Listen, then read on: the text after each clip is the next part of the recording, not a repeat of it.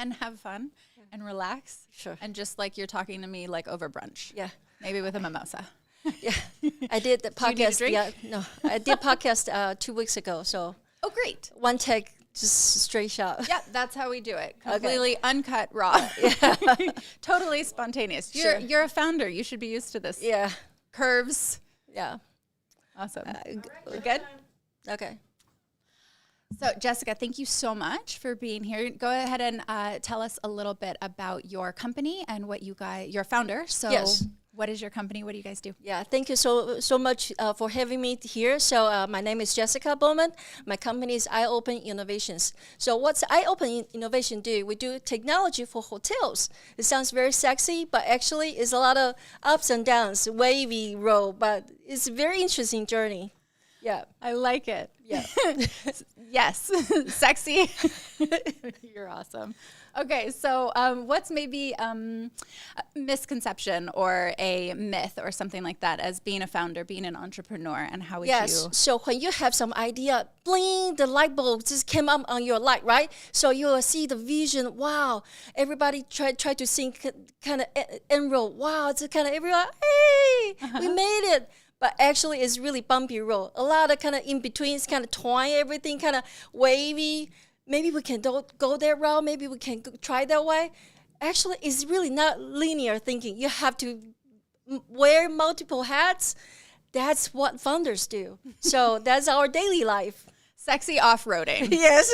Sexy roller coaster. Yes, That's exactly. the life of a founder. Yeah. I like it. I think Yeah. you've nailed it already in 2 words. Yeah.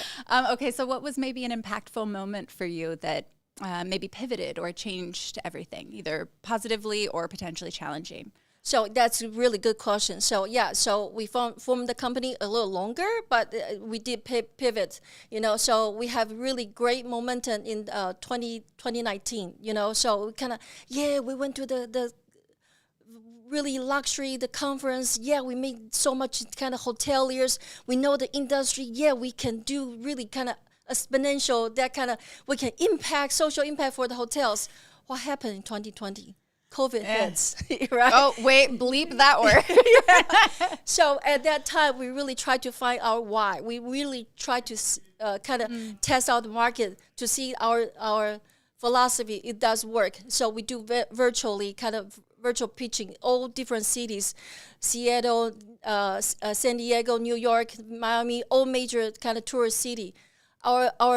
Our philosophy is really works because we want to provide safety word for hotel guests, everybody hotel guests, especially girls like me. Really, guys kind of, when they arrive to hotel room, they have the remote, I'm all set. But girls, we always want to check something in the curtain, something on the bedroom.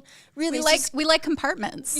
yeah. Yeah. So we try to find every single kind of, is this place safe for my family, right? So unbelievable. We found a lot of unbelievable stories. Those stories stop at the front desk. Really, it's kind of, I'm so sorry.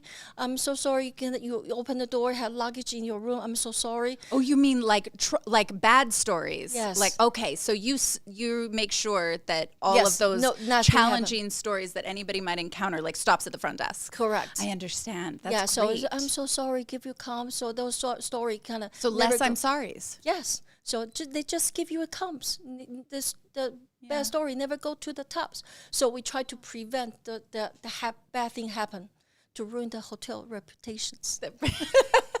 Very well thought out. Yeah. What do you feel makes your company different than another hotelier or? Yes. So we start the why. We have to figure out the why, because the why you come out, you have your passion to drive your why to do good for the hotel industry, not only for industry, for the hotel guests as well. So I think the why is very, very important for our company do. What's your why? The why is What's your why? Provide the good safety environment for all the travelers. To provide safety for Yes. all travelers? Yes. And why is that so important for you? Think about right now that happens, human trafficking, so that's kind of one of the social costs for us. We have very huge, we want to do good for humans, basically. Yeah. I love that. Thank you. Appreciate that. Awesome. Thank you so much for coming in and sharing. Yeah. Thank you so much. Where can everybody find your company or online or what? www.iopeninnovations.com. And also social media, LinkedIn, Facebook, the same thing, iOpen Innovations. Thank you. Thank you, Jessica. I appreciate it. David, thank you so much for being here. Why don't you do a just brief introduction of yourself as a founder, as an entrepreneur, and your business? What do you guys do? We own national chain of screen print shops, the Plug T-shirt store. We opened up, we were the first national chain screen print shop. So we're open up in 2 states right now, Illinois and Colorado, with stores being built out right now, Kansas and Texas. And we expect to have 100 stores within 3 to 4 years. When did you guys start? We started in 2018. Nice. So you've been in the game a minute. Yes. Okay. Yes. So being an entrepreneur that's been in it for a while. Yes. What is a myth, misconception, maybe a belief system that you have, a myth of some kind, and how would you debunk it as being an entrepreneur? Most people think you go in business and you get to like be on your own time and do things when you want and, limit your hours. And it's the exact opposite. The reality is you're going to put in way more time. And most people think they work for themselves, and you don't. You work for a consumer base, and you got to, it's really big. You got to, I like that. I haven't had anybody actually said it that way. Like, you don't work for yourself, you work for a consumer base. Correct. When did you kind of get to that perspective? Day one, so like it's from the jump. You go working from a boss, from an employer, and obviously, then you go work for a consumer, and they got the same set of demands, expectations, and if you want to be successful, you want to grow and scale, you better meet those expectations, just the way you did for your boss. Desires, expectations, all that. That's like, honestly, I haven't actually ever heard anybody say it not quite like that and not as clear. So I really like that. Cool. For you, what was maybe an impactful moment, in your journey or something like that, either positive or potentially challenging, that really had you either have to pivot or was a major change for you? So everything's positive because everything's an opportunity. So in 2020, obviously when everything shut down, we're earning off a day. When everything shut down, especially the printing industry, most companies shut down. They took a break and this and that. We saw an opportunity. We knew when that happened, there were companies that were making money. We knew we had to target those companies, so we had to pivot and change our customer base. So normally for most printing companies, schools, youth groups, churches, things like that, we had to focus on businesses. So there was, grocery stores selling out. So what do they need? They need to hire more employees. They need apparel. They need work shirts. There's companies that were dine-in. They had to go take out, curbside service. So we're going to do safety apparel for them, vests. We're going to do companies that are shut down. Tattoo places, hair salons, nail salons, they can't operate. So our online stores that normally go for youth groups and schools to raise money, we're going to target those towards those companies so they can raise money while they can't be open. So are you saying that you were helping them do what exactly? So like usually an online store, they sell apparel for your school or spirit wear, and then the proceeds from that go back to the school. Yeah. That's a fundraiser for them. So now let's target a tattoo shop with, let's sell your apparel. Let's put some cool designs together. You sell it because you can't be open and operate, but you can run this online store. Those proceeds go to you. So that keeps us up and running, keeps our employees working while they're raising money for their business. So you pivoted your business to help other businesses pivot their business so everybody could still keep making money online. Exactly. Badass. That was really just innovative, 2 steps ahead. You didn't just pivot for yourself. You helped everybody else pivot. Well, that's if you want to be successful in business, everybody has to win. You can't be greedy. It's not just about you. If I can make it, I always say with them. What's in it for me? If I can give them with them, then here they win a little bit, we win a little bit. We're all going to grow. And if I get enough people that win a little bit, I win a lot. I really appreciate that. Well said. I have a whiff them, but it's widget-gaff. Why should I give a fuck? Yeah, I like that. When you talk about branding, that's why do I care? What's in it for me from a perspective of 100%. The consumer? Why should the consumer care? So you must be in marketing. What? You're in marketing. I mean, yeah. Branding first. Yep. Okay, so big topic, potentially controversial topic, AI. Yes. How do you see that impacting being an entrepreneur in your industry? It's like anything. It's here. You're either going to use it to your advantage or you're going to fight it and fall. So what I see in our industry, the printing, people are using AI to create logos, to create mock-ups, to create things like that. So if you can offer that AI, you can offer that partnership and offer that on your platform, for one, they're going to do a big part of the tech for you, for your consumer. But two, because you offer it and they're fighting it and they're not offering it, those consumers are going to purchase through us. So, what would you say to people who are potentially like, I don't ever want to put fear into the conversation, but like, oh no, AI, like, and is it changing? What is it doing? Just that conversation about AI. What would you? Again, I would look for how you can use it in your business, because obviously it's a way everybody wants to go. So, there's ways that you can monetize and you have it as a resource for you. I would just constantly look at those angles. Awesome. I like that. Okay, so what do you feel like makes your brand, business, company as an entrepreneur? What makes you different? So when we look at the market before we open, we wanted to look at things that the other companies would not do and don't like doing. If we can do that, then we can break in and grab big market share. So a big thing is print on demand, same day service. Most companies, they don't like to do last minute things. So we're going to focus on that consumer base, and we market it, and that was a huge hit for us. The second thing we're going to do is like I said, the printing industry is made up of nothing but small businesses, mom and pop shop. There is no big corporation conglomerate. Obviously, we're trying to be the first. But what we looked at is like if all these mom and pop shops, they all kind of like the mentality is, they're all competition. So what we wanted to do was, even our first store, we built a network. And we're going to bring all these print shops together. That way they can outsource and they don't have to lose their customer base. They can just outsource, and we'll be the central focus of that network. Smart. As we open up each store, we did the same thing, use the same formula. We created a network in each space. So every store we opened, they had revenue prior to even opening day. There were a build-out phase. We had stores that had $10,000 during the build-out phase. So day one, they have work because they're getting it outsourced from the other printing companies in those areas. Very smart. I like that. Okay. Hardest question I'm going to ask you, and we'll wrap up with this. Being an entrepreneur, yes. What does it mean in one word to you? Work. Work. Fair enough, man. Yep. Awesome. Your business, where can we find you? Plug T-shirt store, plugworld.com online. You can also email us at theplugtshirts@gmail.com. Okay. And final question, why do you do what you do? I love the work. Yeah. Cool. Thank you, David. I appreciate you coming No problem. Thank you.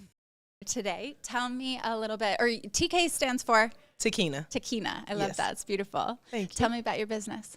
So my business is Innovative Home Building. We're a construction company where we build smart, innovative homes using everything green. So we do water purification, solar energy, foam concrete framing, and roofing. So we make sure everything is green and energy friendly. So keeping bills low and not have them at all. That part. Yes. How did you get into that? Well, I started flipping homes first, and Okay. then got into construction from home up, because I'm normally a design person. So I used to sew and I like creating things. So I was like, man, it'd be cool to build a home from scratch. And I actually built my first home when I was 24 years old. Yours. Yes. That you live in now? No, it was in Kansas City, Missouri, because Okay. I'm from Kansas City, Missouri. Uh-huh. So I built it in Kansas City, Missouri when I was 24, and then I built- moved here when I was 28. You built your first home at 24. Yes. That's an entrepreneurial spirit if I ever heard one. I'm not playing. That's awesome. Yes. Okay, so then you've really been in it for a minute. Yes. What would you say is there, being an entrepreneur, a myth or a misconception, something that maybe you would see and do differently? I would probably do when I first started, probably everything differently, because I didn't know too much. That's But- everybody.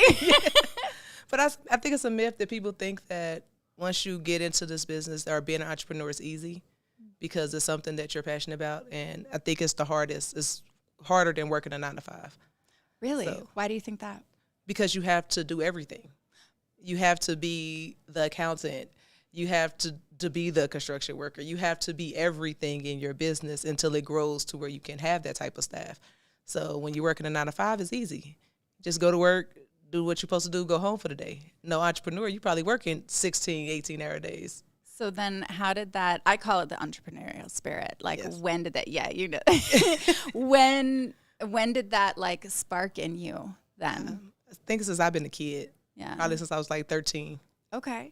Yeah, and the thing is that I don't like working for other people. So Oh, that's what sparked it. You're like, this is not going to work out so good. I'm like, for I'm me. working this hard for them. I'm making them rich. I can do this for myself.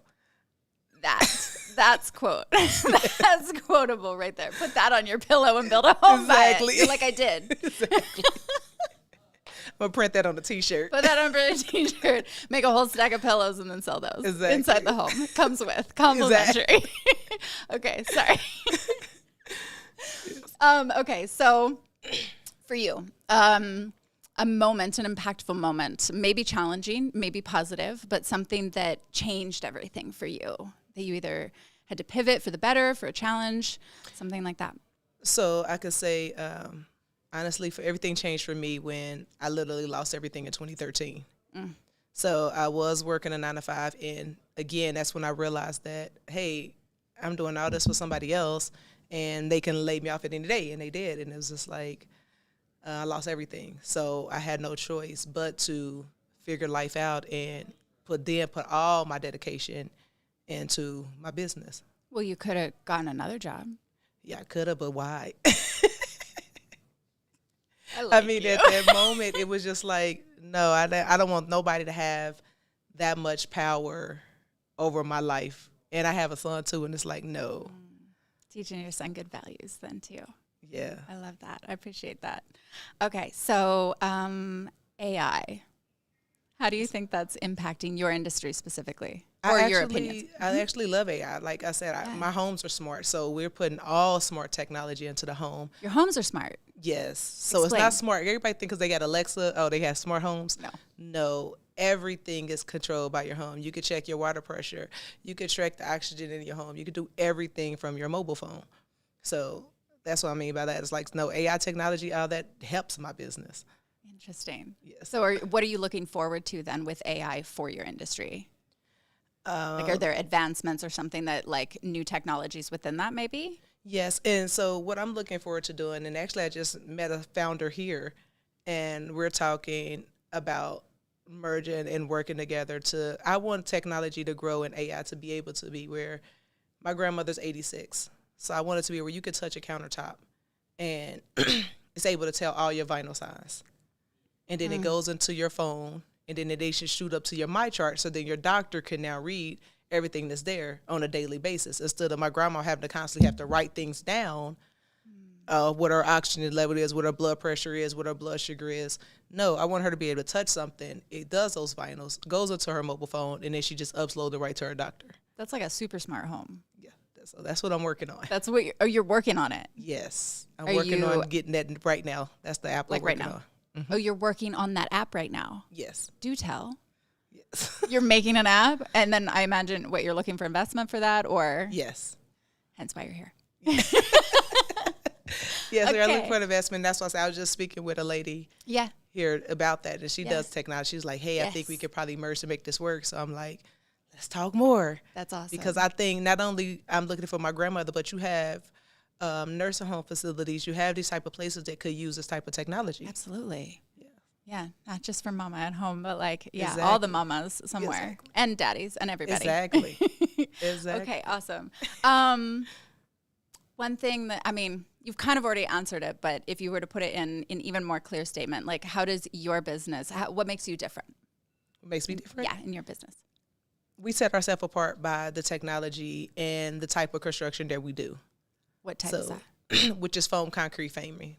So what it is I do that not know what you just before said. foam concrete framing and roofing, Cool. meaning it's concrete foam, so it's already insulated.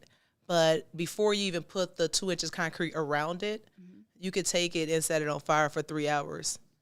So, and then not only is it secured that way, but we put 2 inches of concrete around on the inside and outside. So this house can burn through that concrete, and then it still got to go another 3 hours to get through the actual framing, to get to the actual framing. So therefore, this home can last through tornadoes, hurricanes, fires, everything. So if it takes the fire people an hour to get to your house, at least you're going to still have a house. So you're At making, least the framing will still be there. that's amazing. So you're making super smart, indestructible homes. Yes. I like that. Yes. Okay, TK, final question. 2 questions. One, as an entrepreneur, how would you define that in one word? Entrepreneur? One word. Yeah. hardest question I'm going to ask you. I would say entrepreneur in one word is, I don't know, extraordinary. I like that. Okay. And then, oh shoot, that was so awesome. I forgot my last question. Okay, why do you do what you do? Why is it important for you? Because I want to be able to create things that can be long lasting. And I just feel like you should have a home. If you're paying 30-year mortgage on a home, that home should last a lifetime. I don't care what type of Mother Nature comes through, that house should be able to sustain that and be able to go down from generation to generation and not have to worry about rot or termite damage or anything like that. Did that happen to one of your houses, or did it just go back to like not being able to be hired or not getting hired again? Exactly. But no, it's not like, it never happened to me, but I see it happening to a lot of people. And I see it happening to a lot of Black people, might as well say this, losing their homes when they have hurricanes or devastating things and they can't rebuild. So your hope is to go into those specific areas or everywhere, and build really, affordable, everywhere. Yeah, build affordable homes for moderate to income people. Okay. That's my goal. So it is everybody, but like really the focus on like moderate income, because we're the lost generation. So you got the state has everything for low income people, right? And then you have the high people, high income people. They don't really need no help. But the middle people, what do they have? And see, when I lost everything in 2013, I couldn't get anything from the state because I had a house and a car worth more than $2,500, so I couldn't get any help. So that's why I'm like, oh, if I'm an entrepreneur, I got control of my own destiny. So I want to help people that's in that situation. You may have lost something, but I want to be able to help you rebuild and give you that chance because you have people that don't have that. I appreciate that. That's important as a woman. Yes. That's important as a Black woman. Yes. Yes. Thank you. Thank you so much for sharing that today. Appreciate it. Thank you. Where can people either find your business or online or what? innovativehomebuildings.com. I'm on Instagram, Facebook, LinkedIn. Awesome. I'm trying to get more active in social media. I'm really not active, but I'm trying to get there. Okay. Well, people can find you and on your website. Yeah, website is innovativehomebuilding.com. Beautiful. Thank you, TK. Appreciate it. Thank you. Thank you so much for being here. Why don't you tell everybody your business? All right. Well, I'm Andrew Nahr. I'm CEO and founder of a company called MediaX Partners. Our first platform that we're building is called Recording, which is a Swahili term for to record or to preserve. And what we do is we work in the sports and entertainment market to help our clients maximize the value out of the relationships with their fans. And we do that by being able to facilitate collaborations between the fans and our clients to actually create content together. Then we're able to take that content and begin to generate more personal data on their fans to help our clients get to know them on a more personal level. So right now, mostly they're working off of transactional data, and that's not very relevant in the real world. What does that mean? Well, if I buy something for you, like I may not be a Cowboys fan, but I buy tickets for you as a gift to go to see the Cowboys, well, I'm going to be the one inundated with emails and texts from the Cowboys about other merchandise and things like that. But you're the one that's the fan that went to the game and had the experience and had the memory, and that's going to be lost. So what we're trying to do is allow fans who are true fans, whether they've attended a live event or it's in the off season, they can live anywhere in the world, but for them to feel closer to their team and being able to share their memories, which is the most powerful emotional connection that fans have with teams or athletes or entertainers. And fans want to feel closer to their teams, but it's not just getting behind the scenes access. They actually want to be a part of the team. And of course their memories are, they believe, are as much a part of the history of the team as you see on any kind of video or any kind of written history that they have. So we're trying to go more allowing the fans to be in the center and to really turn them into content creators for our clients as well. And how do they end up being content creators? well, they use our platform to create campaigns, and it can be around any type of theme, any type of year, and then they can designate what fans will receive an invitation. So it could be fans who are at a game, or it could be someone who's watching from Buffalo Wild Wings, or someone watching at home with their family and friends. It's really up to the team, and depending on who their sponsor is for the campaign, that type of thing. So they get to, it's a personal invite. So it's now we're facilitating kind of one-to-one interaction instead of kind of a global reaction that you get on social media, where you get your trolls and things like that. You're actually dealing directly with your true fans that way. So it's more, I don't want to say private, but it is. It's much more communal based. I mean, community is what people talk about a lot, but we don't think there needs to be another community platform, because in sports and entertainment, the community already exists. What we try to do is build the bridge and give greater access for the fans back to their favorite athlete or team, that type of thing. Wonderful. Okay, so being a founder, being an entrepreneur in the space for a minute or two, what would you say from your personal experience, a myth or something that you would see differently, or a myth that maybe you would debunk? Well, entrepreneurship is not linear, that's for sure. What is it? It's a lot of detours. It's a lot of stalls in heavy traffic, and wanting to see what's ahead, and getting out of the car and trying to see, do I need to take a different route or whatever, that's kind of the experience. It can be very lonely too. It's definitely, I think we get caught up in the celebrity aspect of entrepreneurship and wanting to be on, well, you see your Zuckerbergs and your Bill Gates and, all the the big names, the Bezos, people like that, but that took them a long time to get where they're at as well, and that was still a long journey for them too. We don't see a lot of the struggle; we just kind of see the end, the success. So why do you do it? Because I love this, and I believe that I'm really helping solve a big problem. What's the problem?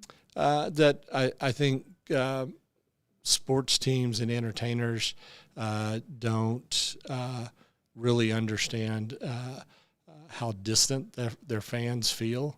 I think fans tend to believe that they're seen more as transactions than fans, and sports players don't see their fans. They see them as transactional. Well, I think sports teams, organizations. Entertainment. Yeah, it's the larger kind of business operations. I mean, I know they care about their fans, but when you have an experience as a fan, a lot of the interaction is really a message of buy this, buy that kind of, buy tickets, buy merchandise, buy this kind of thing. What should it be? And we think it needs to be more relationship building, more about acknowledging and affirming their fan. And then also rewarding them for being fans, and to really build up, I think that more of that trust, and I think fans want to feel like that they're valued, because they spend not only money, but they spend a lot of time, and they've invest a lot of emotion, one of those things you can't get back. into those things. Exactly. It's considered family. You keep coming back. If things aren't working out, you still have hope. You keep coming, staying in there through the good times and the bad times as well. And I think fans just want to feel more appreciated about that. Awesome. I appreciate that. Everything is relationship building. Everybody says that. It's such a buzzword, especially in the entrepreneurial space, right? Correct. But it almost feels like it's said so often. What does it really mean for you? You've even just said it. Like, what's behind that? Why is that so important for you? Well, we see it just from our operations, our business side is, in dealing with our clients, we're very blessed because we have a team that all comes from the global brand, sports and entertainment side, working with major teams and leagues, things like that. So we've really been able to find a great opportunity to sit and have a strategic conversation with people that could be our clients. Instead of trying to wow them with technology, we're trying to understand what they need to achieve, what their goals are, what their aspirations are, what maybe they don't think this could be done. And if you can talk them through and say, well, there could be a solution and maybe this is it. And we never come in with the aspect of trying to always lead with, our solution as a hammer and, banging it home all the time. We want to understand all that they're going through and then kind of see, where we fit, but also what we're trying to produce for them that could be useful to get them to achieve those goals. So it's really kind of taking that same approach with their fans and giving them a way to create more of those opportunities to better understand their fans, to let the fans speak and give information to them that they couldn't get really any other way that would be more authentic and genuine. So you can see it from both sides. Our product's about relationship, but our whole business is about relationships too. What were you a fan of when you were a little boy? What was your first big fan? Well, I grew up with the Cowboys and the Boston Red Sox were my two favorite teams. And, I spent a lot of times crying if they lost, and I'd always wondered if God didn't like me if they lost. And I was that kind of fan. It was like, I'm sorry, God, if I didn't take out the trash like my mom wanted to, and now the Cowboys lost or something. So no, but I think we're all like that. But also it was many wonderful memories of going to games, but also just watching with family and friends. It was always, a great communal time together. My father and mom have both passed away, but big sports fans. And, my greatest memories were, even up to their last days, being able to sit and watch football together, watch a baseball game together. Sounds like a big reason maybe why you're doing that. It is. Yeah. I think that it's actually we started the inspiration behind it. My father was a minister for 50 years and was dying of Alzheimer's, and I had to let people know that this was happening because people were still wanting him to be involved with events in the family, like marriages or funerals and things like that.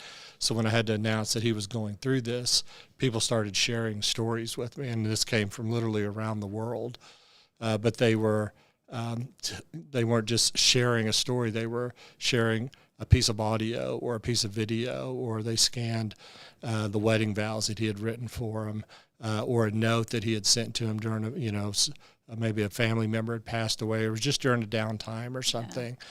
So it was actually seeing all these great stories, but now all these kind of media assets, and so it really started with the communal storytelling and people being able to come together and preserve memories and relive it, and we were really going after a consumer experience first, and then we had a serendipitous interaction with someone that said this needs to be a fan engagement platform for sports entertainment. So that's what led us to where we are at now. I love that. So Andrew, one final question. How do you think AI is going to impact this side of your industry? I mean, it sounds like it's a big piece so far, but it's a big piece of what we're doing right now. I think that, everybody's still learning through that.